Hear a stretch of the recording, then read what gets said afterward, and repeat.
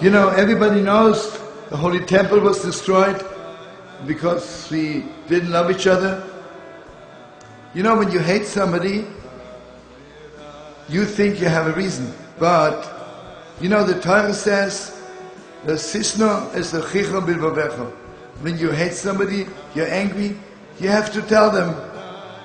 Because most of the time, it's just a misunderstanding. You never know. So here's my story. Somewhere in Europe, without mentioning names, there's a besmedrash. I'm walking in, and they're just beginning Shaychen Ad. Oy vey, the Chazan has no voice. But not only no voice, you know, mamash. He has a no voice. And he can't read Hebrew. He doesn't know the words, no niggun.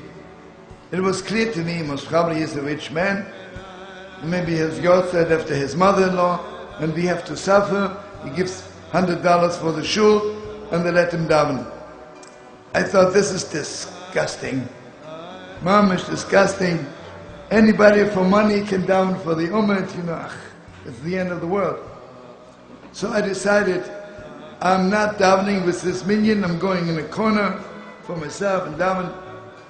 Okay, but what can you do when it comes to Kedusha? You have to say Kedusha with the minion, right? And Mamish, it turned my kishkas over. He said, Mim koimcho, Sophia, Mosai, and then he said, Tzidkecha. I couldn't believe that the people tolerate this.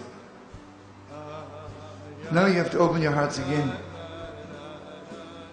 You know, when it comes to taking out the Torah, if you want to or not, you go up there to kiss the Holy Torah.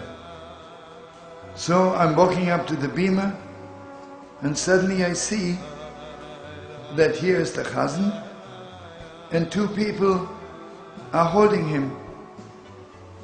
I asked the person next to me, why are two people holding him? And they said to me, don't you know who this is? This is the blind Chazan from Lemberg. Before the war, he had the most beautiful tenor. And all of Poland was coming to Lemberg just to hear him daven. But Lemberg, he was 5 years in Auschwitz. When I looked at his face, I could see Lemberg. He had no more eyes, just scars over his eyes from the whipping. And Lemberg, he lost his voice. Lemberg. And he didn't want to daven. He says, I don't know the words, and I can't sing anymore. But the Yidden says, we remember you from Lemberg. Please, just one more time. Please. Who can bring all our prayers, all our pain before God, if not you?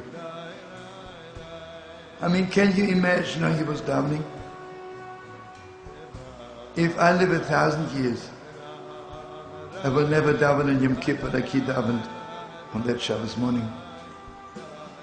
Thought to myself, where are my ears? This Yid was davening. Who knows where his prayers reached? And I didn't even have the guts to daven with him. But you know, my beautiful friends, whenever you're at the end, then God has compassion upon you, and something happens, and someone gives you back your neshama. As he was coming down with the Torah, two people were holding him. As he passed me by, instead of kissing the Torah, I kissed his hand. And he said to the people who are holding him, who kissed my hand?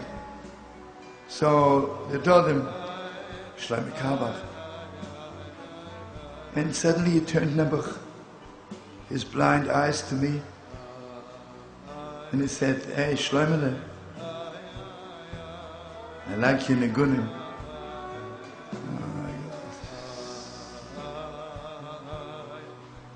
Gave me back my soul. I stayed there for next a week, and every day I took him out on the boardwalk for long walks. What a Yid, what a Yid. A few months later,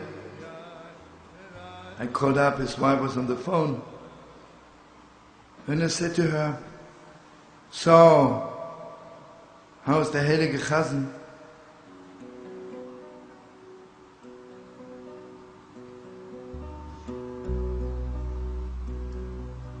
I called up and his wife was on the phone, and I asked her, how's your holy husband?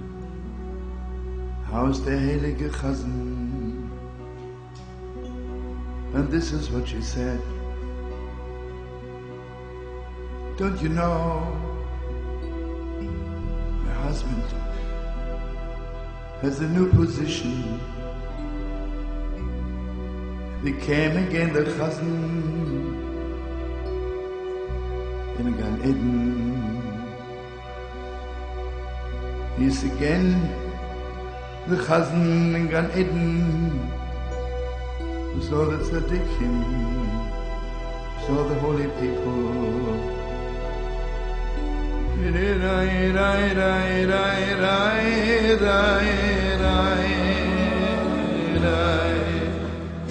Rai